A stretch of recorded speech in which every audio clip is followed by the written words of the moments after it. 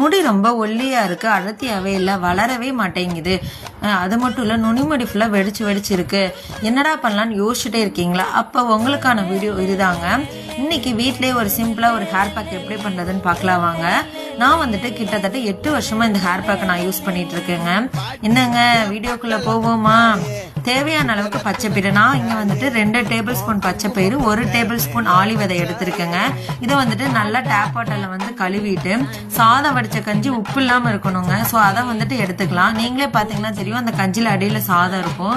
So இதை வந்துட்டு over night ஊற வச்சிங்க அப்படின்னா நெக்ஸ்ட் டே மார்னிங் பார்க்கும்பொழுது நல்லா ஃபெர்மெண்டேஷன் ஆகிருக்கும்.